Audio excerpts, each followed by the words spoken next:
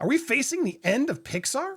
That's what the Hollywood trades want you to think due to the poor box office performance of Elio, which they say could hasten the demise of original animation. But was Elio really that bad? And is that what Pixar's problem really is? Let's discuss. Welcome to Movie World Plus, a place where we talk movies. I'm Andy Signor, and I'm back. Sorry I haven't had so many movie reviews here. I've been on vacation with the family, but I did see Elio this past weekend, and rather than just review it, which I'm going to give you sort of a short review, I wanted to talk about the state of Pixar, because Hollywood trades are out there ringing alarm bells saying the sky's falling and original Pixar movies are dead, but don't blame the film execs, blame the audience. Whose fault really is it? I want to discuss it all because there's a lot to discuss in here, because look, Pixar is an institution that raised a lot of us.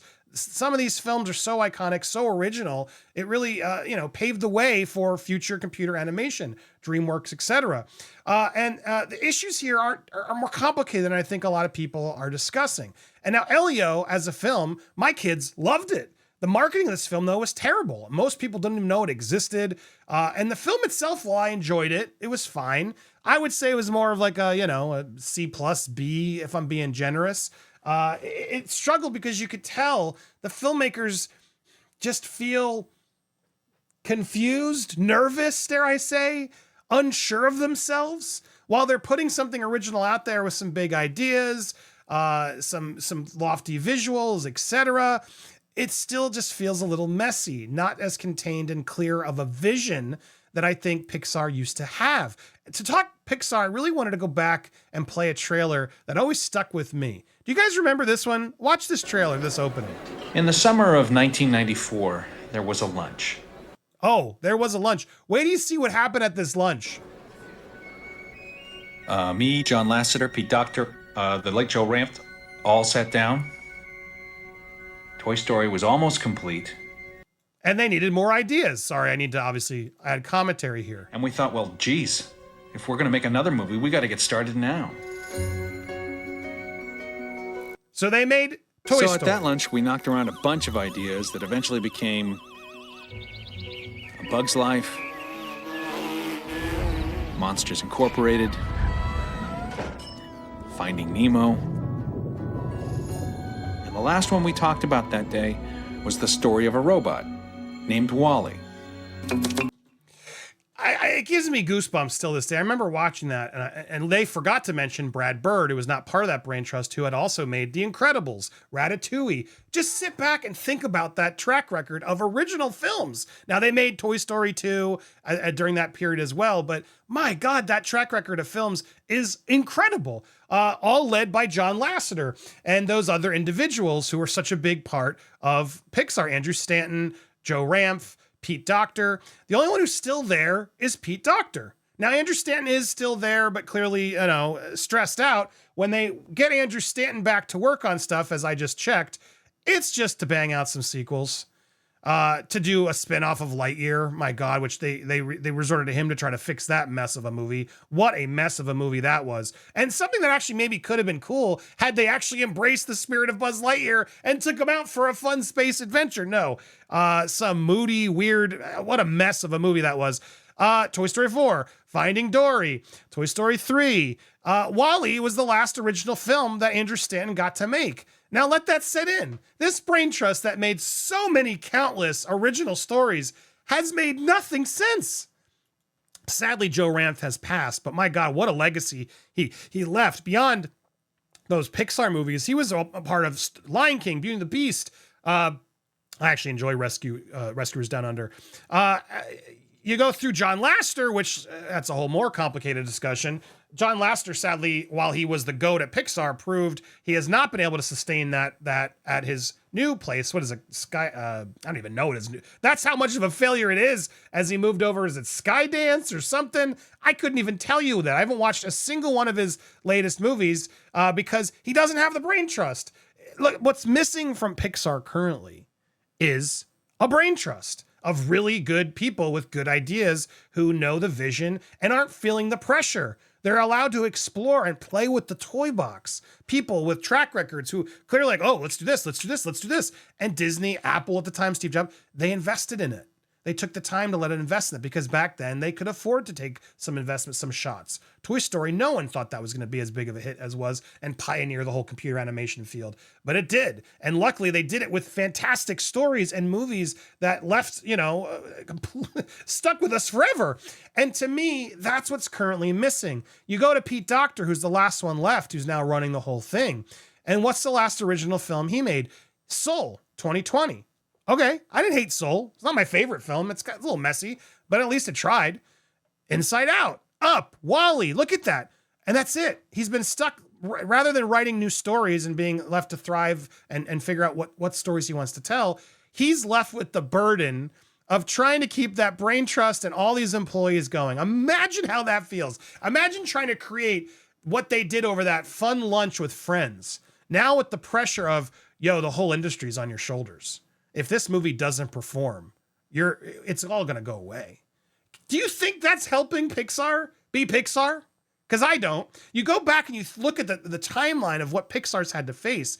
The pandemic, right? And then the Disney Plus debacle where all the original films just went straight to Disney Plus. And now parents are accustomed to saying, well, why would I go pay for Elio when it's just going to be on Disney Plus in a few weeks? They completely neutered their own brand. All the studios are guilty of this. We're going to be Netflix. And instead lost all windowing, lost all ability to let the theatrical experience settle, because theatrical experiences, I'll say it till I'm dead, that is what makes a movie a movie. That's why I have movies here on my back. None of these, I'm not going to have a Netflix movie on my set ever. There's never, it's just not the same thing. People need time to digest a film. They want to watch it in theaters. They might want to buy a ticket to see it again. Oh, and then it's several months later, I get to go pick up the video copy and have it at home. And it's on TV. There used to be windowing. We used to have exciting moments where we wanted to revisit these films from time to time. Instead, it's all instant gratification. Here it is. You just saw it. Now watch. Cool. On to the next. What do I got to have next? And now we're streaming reels while we're watching the movies on Netflix. No one's actually paying attention. The movies aren't hitting us the way they were, the way that they did back during this brain trust when these movies were fantastic, and goodness thanks they were. It's just not the same. So we faced a pandemic. We faced then the writer's strikes. We then faced John Lasseter being Me Too'd and pushed out, while then all the employees that he apparently hugged too hard thought, well, I can do just as good of a job. Turns out they didn't. It turns out there was some expertise in this trust that needed to be fixed. It became very complicated. Then we got the Lightyear problems, and sort of the woke ideology did seep into Pixar to an extent that didn't really serve the story. We don't just tell a story because we have to. We tell the stories that feel worthy, that speak to everyone. It's the fish, monsters, whatever it was. It's not about trying to specifically see specific identities. It's about stories that transcend to everyone. And Pixar lost its way. And then there were union strikes that also neutered the entire industry. And now suddenly studios are starting to feel the pressure. Those strikes couldn't happen at the worst time. Everybody who fought for those strikes refuses to accept the fact that they helped to neuter the industry even further. While they probably deserve to be paid more, it was not the time or the place. Everyone was suffering. And so the reality check is that. So now we're stuck with Pixar. As we look at this list of films, the Toy Story films, Bug's Life, As We Find Nemo, incredible. What a track record. Up, Toy Story 3, Cars 2. That was the first real whoops. Brave. I didn't love it, but I rewatched it with my daughter and my wife. They loved it. And actually, I really liked it more watching it more recently as a parent. Monsters University, I always thought was underrated. My kids loved that one. Inside Out is probably one of the best. Good Dinosaur was definitely a stumble. Different people involved. Notice that. Not the same people involved. Finding Dory, Stanton, using him again to just make a sequel rather than something original. Bummer, because I'm not a fan of Finding Dory. Cars 3, yikes. Coco, I would say, okay, that was good. That was good. Incredibles 2. Let's bring Brad Bird back. Let's pay him the fortune so he'll just write that instead of give us something new. Notice the Toy Story 4. And then they did try it, to be fair. Onward, Soul, Luca, Turning Red. And I would argue these are not terrible films. Actually, I think I like Luca the best out of it. And I think that could have done really well in theaters had it been given a theatrical run instead of being released during the pandemic. Soul 2, I think both of these could work. Onward is a little messy. I think it could have been better than it was. But none of these films really stuck out. Turning Red, my kids liked it. It definitely one more aimed at girls, and fair enough, and issues there. But definitely felt more like a Disney Plus show rather than true Pixar. And then we had Lightyear, yikes. Elemental actually did well over time. Really low performance. Everyone thought Pixar was dead. And then slowly over time, families went to go see it in 2023. Inside Out 2 saved the studio. And I got to be honest, it was a pretty good sequel. Not as good as the first. A lot of the retread, but it still worked. And now here we are with Elio, which they delayed. They delayed this movie because Igor didn't want this. He sensed a bomb. He didn't want the bomb last year as they were negotiating and doing a lot of things they did. So he pushed it off to the next year. And apparently they doubled the budget trying to fix it, which is a bummer because I don't know. I mean, maybe it was even worse than it was. But what's coming up? Hoppers. No idea if this is going to be any good. It's original. And then Toy Story 5, of course, without Lasseter involved. So we'll see how that turns out. Stanton is involved. That's good to hear. Gatto is the only other original idea about a cat in Venice, which actually that's the one I'm most excited about. I hope it's good. And then Incredibles 3, they've pulled Brad Bird out of retirement, not to do something original. Stanton and Brad Bird, the original brain trust. Nope. They're coming back to just spit out sequels because that's what we need. Let's just pay him the fortune rather than invest in new visionaries. And yeah, why not do a Coco 2? Coco 2? I love Coco. Don't get me wrong, but that story was complete. We really need to go back to Coco. That worries me a lot. And that's the state of things. What's, to me, the problem with Pixar? No, it's more than just Elio and the pressure. It's the pressure, for sure. The pressure that Pete Docter is facing with knowing what's on his back. I can't even imagine. I send so much positivity his way because that's not how you create good content under pressure. And now with a lack of confidence and second guessing and all of that I'm sure he's facing, you create the best Pixar by being at a place with your friends at the peak of your creativity without that pressure to invest in stories and really do the right thing. The problem is Disney's not doing that investment anymore. It's too much pressure, in my opinion. To save Pixar, you need to invest in a new brain trust. Who is that brain trust? Find some new voices, creative people that maybe have some track record, that you have faith in, someone who can lead that team, create your Avengers, and just let them cook for a good 5-6 years at least with no pressure. This is it. We're investing. We might lose a lot of money, but we are putting faith in you to be our new original brain trust. Your job, should you choose to accept it, is to create original stories again like we used to that can build and grow from, that we can be proud of, that are stories that are worth telling. And that is what in my opinion, Pixar is currently lacking. They are just shooting goalposts, trying to figure it out, and I don't see the confidence there. And I don't see it from Disney, who needs to fund it and let them know, you're good.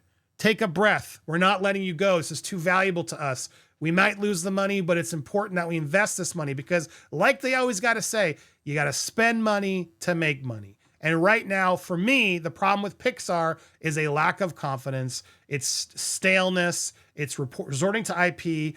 And the original tales, not as good as they should be. None of them are as good, I feel like, as they should be. And that is, I don't know who leads it. I'm not paying me enough to figure all that out. But tell me if I'm crazy and tell me if I'm wrong in the comments down below. I think Pixar can still be saved. And as we look at these iconic characters on this is what we love. We don't need more of them all the time. We need to make sure we can add more characters, more action figures we want to put on our shelf. I don't want to put the live action Sebastian on my shelf. I don't want to put those live action dwarfs on my shelf. I don't want to see him at the theme park. Who on earth thinks I want to see live action Mufasa? This is absurd. Even Lilo and Stitch, better than some of the remakes, I'll be honest. But my God, the live action characters were not nearly as good as the cartoons. We're not going to sell any merch off of that. It blows my mind that Disney's not investing in creative new visionary storytellers who can deliver scripts that go, wow, that's actually really good. They're out there. The talent is out there. Look deeper. If you like my movie takes like this, let me know. Do you agree with my take? Let me know. Is this how we fix Pixar? I want to hear your thoughts down below. Make sure you subscribe to Movie World Plus where we talk movies, and stay tuned. More reviews and commentary is coming your way.